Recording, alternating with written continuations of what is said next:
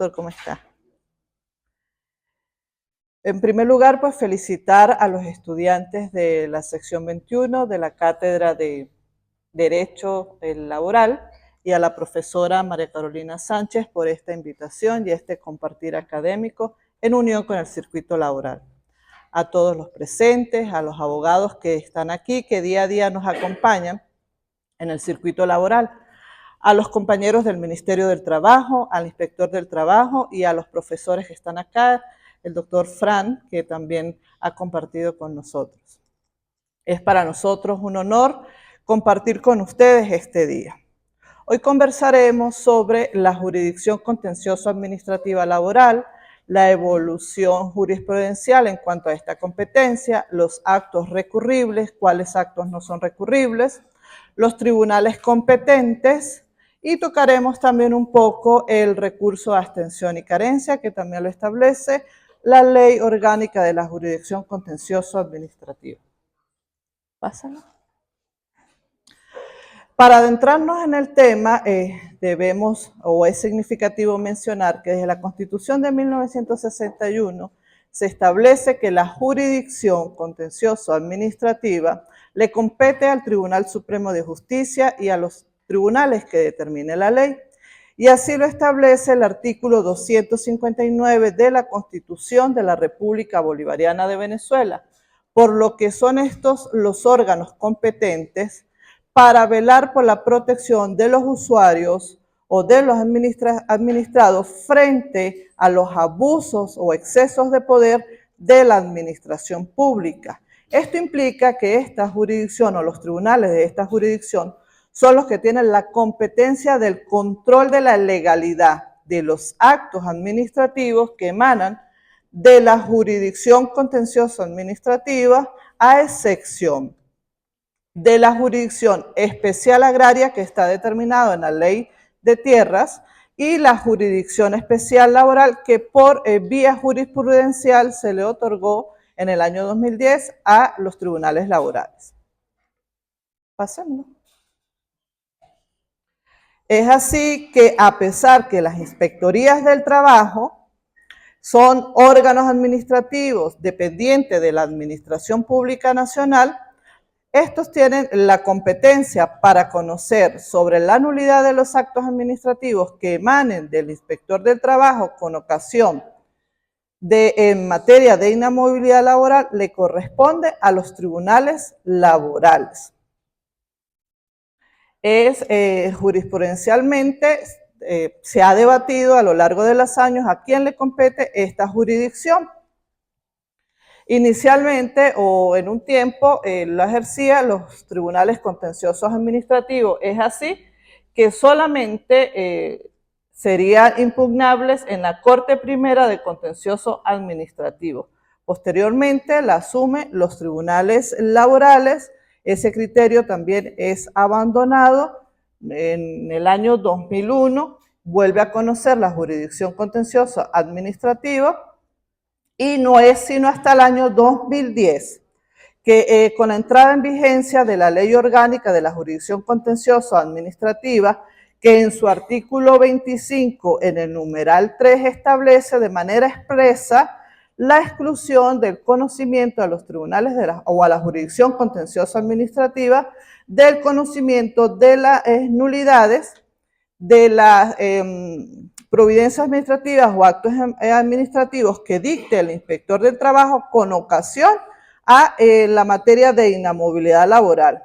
Y es así que en el marco de la interpretación que hiciera la Sala Constitucional del artículo 259 de la Constitución de la República Bolivariana de Venezuela, que se le atribuye de manera excepcional a esta norma, es decir, a la 259 constitucional, la competencia a los tribunales laborales para conocer las nulidades, las demandas de nulidad de los actos administrativos que emanen de la Inspectoría del Trabajo. Ese criterio está plasmado en la sentencia número 955, publicada por la Sala Constitucional del Tribunal Supremo de Justicia, el 23 de septiembre del 2010. Los invito a que la lean, es principalmente la posición que establece allí los magistrados, la doctora Carmen Zuleta de Merchán y el magistrado Pedro Rafael Rondón Hans. En esa decisión, como les comento, pues se estableció de manera excepcional la competencia de los tribunales laborales. Se estableció esta competencia. No obstante, se dice que la competencia es para los tribunales de primera instancia y en segunda instancia conocería el Tribunal Superior. Sin embargo, para los que no nos conocen como circuito, los tribunales en primera instancia, en los circuitos laborales, estamos organizados en dos fases. La fase de sustanciación, mediación, ejecución y la fase de juicio. Por lo que posteriormente fue aclarado por la sala plena que la competencia para conocer en primera instancia sobre las nulidades de estos actos administrativos le correspondería a los tribunales de juicio y no a los tribunales de sustanciación, mediación, ejecución. Entonces, le corresponde decidir o conocer a los actos administrativos dictados por el inspector del trabajo, como ya les dije, al Tribunal de Primera Instancia de Juicio y en segunda instancia al Tribunal Superior del Trabajo.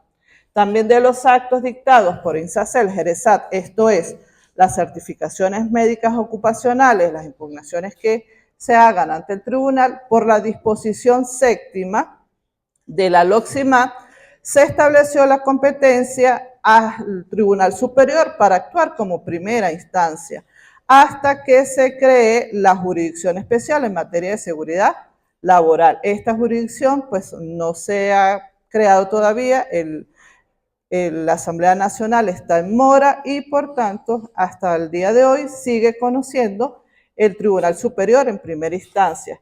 Y en ese caso, la Sala de Casación Social del Tribunal Supremo de Justicia es quien conoce en segunda instancia. En cuanto al recurso de abstención y carencia, que también está establecido en la Ley Orgánica de la Jurisdicción Contencioso Administrativa, pues conoce en primera instancia el Tribunal de Juicio y en segunda instancia el Tribunal Superior.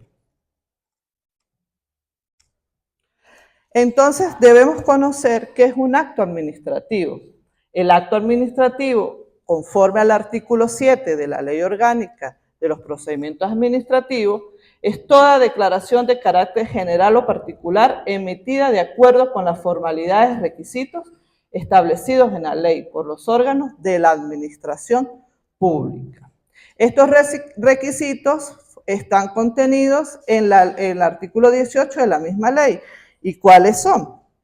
Todo acto administrativo pues debe tener el nombre del ministerio de donde emana, el nombre de la persona que dicta este acto administrativo, el nombre del órgano que lo emite, lugar y fecha donde es dictado, el nombre de la persona u órgano a quien va dirigido, una expresión sucinta de los hechos y de las razones a que hubiera sido alegados y los fundamentos legales pertinentes. Y por supuesto la decisión respectiva conforme a todas las actuaciones que están en el expediente administrativo.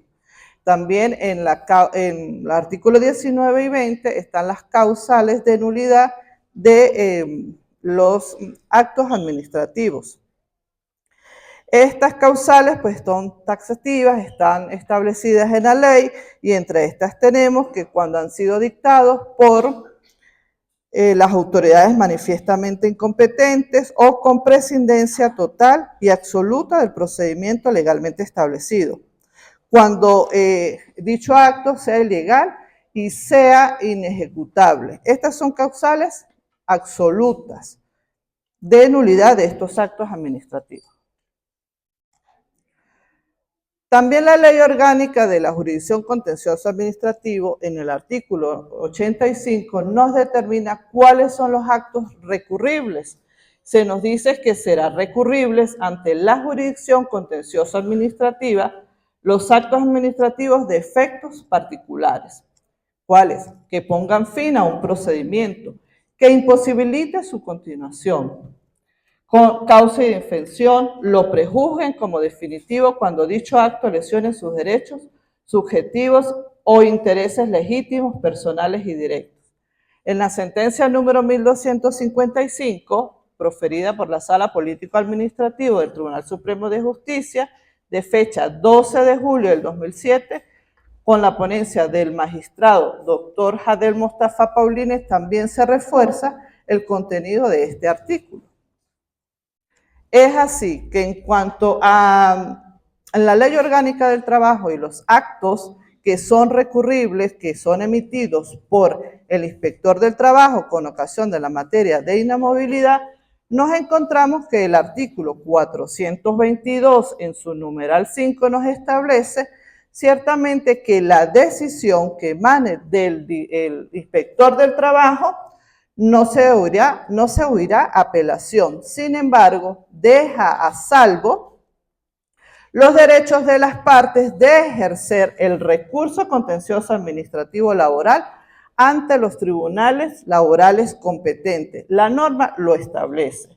Así también en el numeral 8 del 425 establece que la decisión que emana del inspector del trabajo en el procedimiento de reenganche, esa decisión no se escucha apelación y queda a salvo el derecho de las partes de ejercer el recurso correspondiente ante el Tribunal Contencioso Administrativo.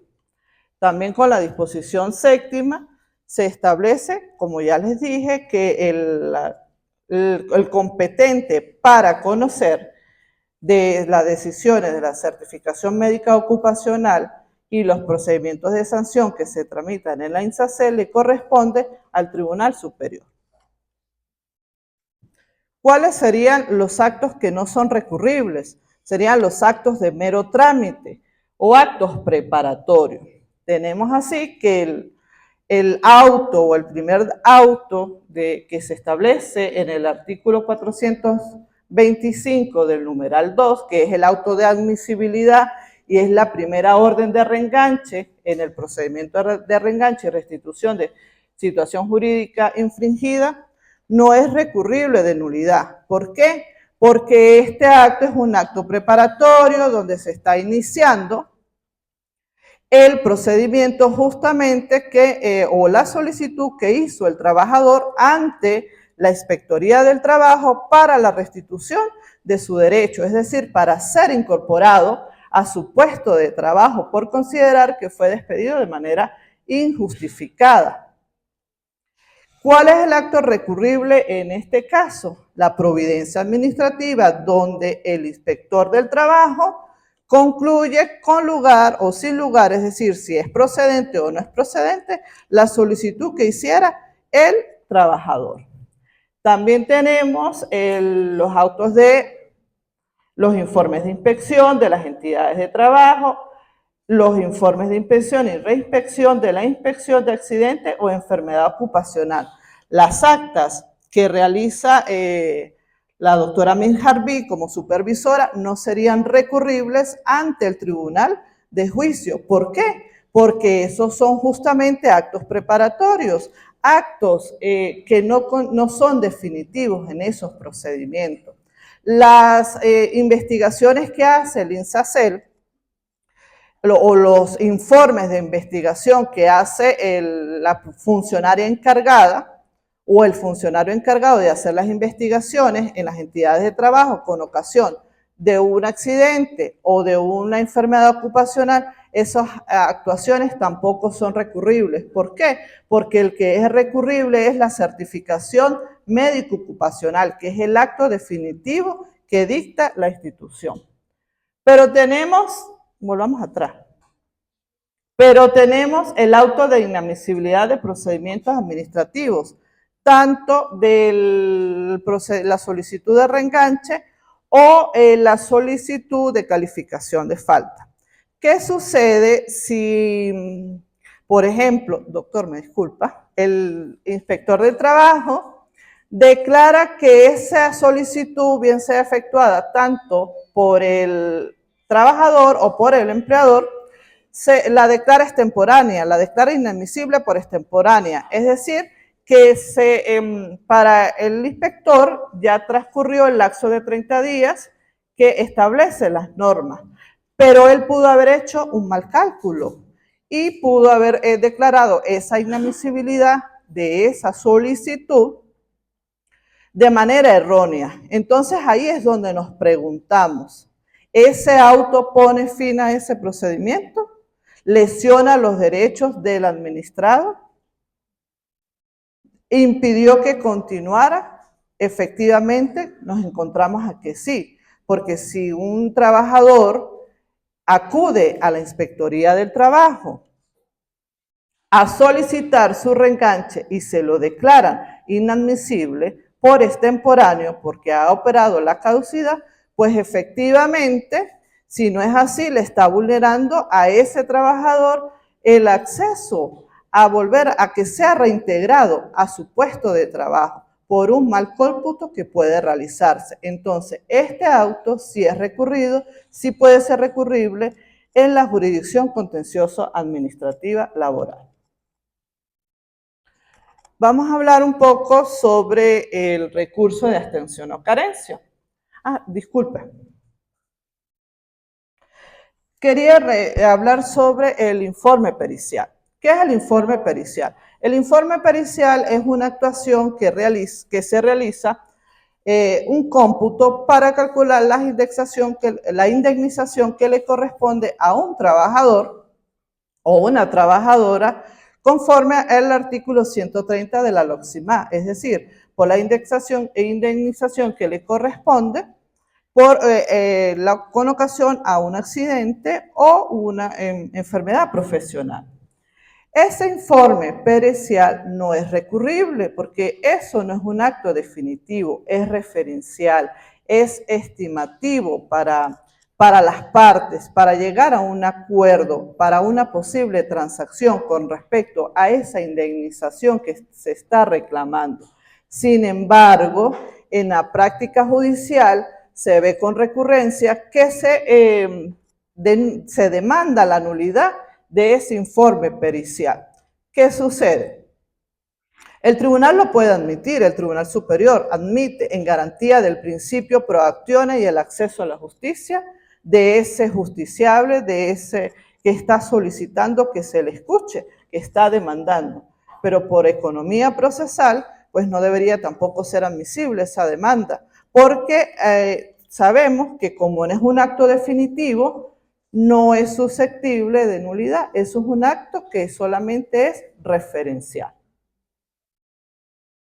En cuanto al recurso de abstención y carencia, tenemos que está desarrollado a partir del artículo 66 y siguientes de la Ley Orgánica de la Jurisdicción Contencioso Administrativa. Esta demanda es contra toda omisión de los órganos o entes de administración pública ante la obligación que le es exigible de la ley. En este caso, el inspector de trabajo incurre en abstención o carencia cuando no se pronuncia en tiempo oportuno sobre la admisión de los procedimientos o solicitudes que se le solicitan. Valga decir, el procedimiento de reenganche y el procedimiento de calificación de falta. Si él tiene retardo en la admisión de estos procedimientos, pues ya está incurriendo en una abstención. Igualmente en la decisión que debe emitirse en estos procedimientos. El inspector del trabajo, pues la ley establece cuál es el lapso para emitir la decisión en esos procedimientos.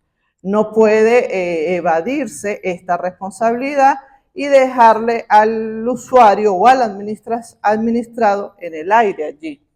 Pero ¿qué pasa? Se debe cumplir con unos requisitos para poder acudir a la vía judicial en sede contencioso administrativo para demandar esa actuación negativa del inspector del trabajo.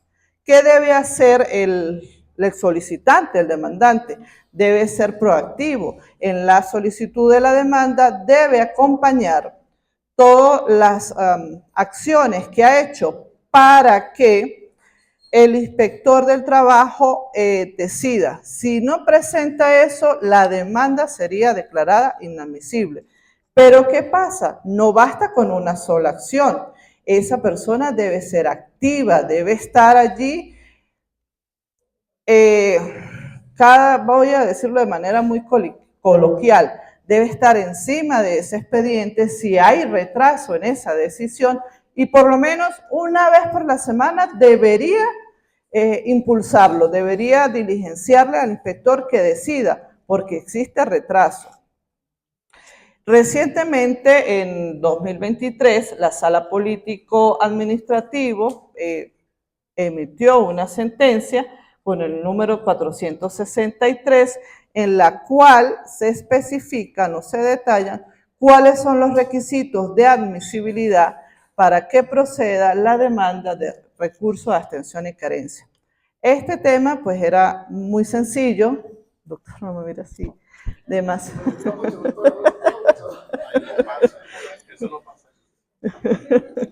Es un tema muy sencillo, muy preciso, y bueno,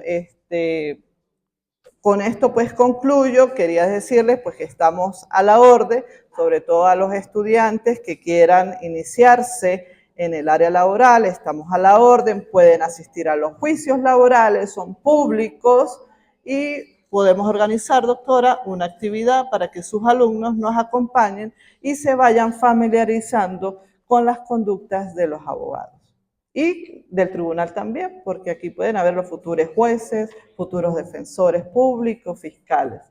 Gracias. Finalmente, pues los dejo con esta frase del Papa Francisco, donde nos dice que es posible anhelar un planeta que asegure tierra, techo y trabajo para todos. Por eso debemos ser como integrantes del sistema de justicia, garantes de que los derechos laborales se cumplan, pero también los deberes. Es un dar y dar en el vínculo jurídico laboral existente y por eso debemos contribuir todos con este desarrollo.